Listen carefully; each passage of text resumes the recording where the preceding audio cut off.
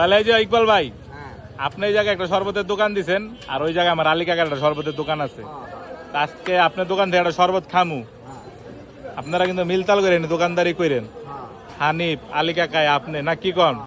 আর এই যে দেখেন আমগো মুরব্বী সদ্য বড় ভাই ইকবাল আলী ভাই শরবতের নতুন দোকান দিছে। তোমরা যারা খাও এলাকায়, চাচা ভাই তো খাইও, দিয়ে এক গ্লাস খাইও, মই মুরব্বী মানুষ। ভাই আপনি কি ভেজাল মালমূল মিশাননি ভাই? না ভাই, আপনার সামনে যা কিছু দিতেছে দেখেন। নবৈধ কোনো প্রোডাক্ট ঢুকাই দেন না, তাহলে ঠিক আছে, আপনি বানান।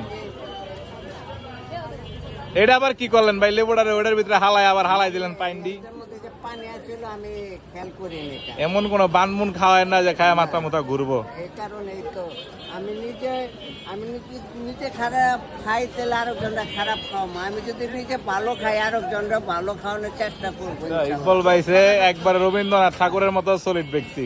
আপনার লগে একটা রবীন্দ্রনাথের একটা মোটামুটি ভাব আছে ভাই। একটু তাড়াতাড়ি করেন, আপনি তো আমার রাত দিন সব বানাই লাইতেছেন ভাই। এক গেলা শরবত বানাই থেকে আমরা বুইরা যামগা। এটা কি অর্থনৈতিক ভাবে বানাইলে না? ওই দাপকি মাপকি দিয়া না? এটি কি ভাই, চিনি? ও, এই প্রথম আমি দেখলাম শরবতে চিনি দেয়। এত জীবন তো স্যাকারিন আর মাছের বরাদ দিয়ে গেল, আপনি চিনি লাগাই দিলেন। ভালো দোকানে হলে ভালো জিনিস পাবেন চাচা।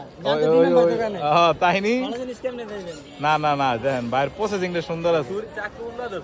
না না, ঠিক আছে ভাই। হ্যাঁ, মোটামুটি হয়ে গেছে। তাহলে মালদার একটু পানি ঢেললা গোলাই মোলাই খাওয়াই দেন। আপনি শ্রদ্ধেয় বড় ভাই, আপনার প্রতি একটা শ্রদ্ধা রইলো। জাক্কিটা ভালো করে দিয়েন। ওই দেখ জাক্কি দিতে একদিন বড় ভাই কবরে যাইব। হইছে হইছে ওস্তাদ, যত জাকি তত নাকি। এলন এটার ভিতরে ঢুকান। বিসমিল্লাহ। ভাই সবকিছু ঠিক আছে তো?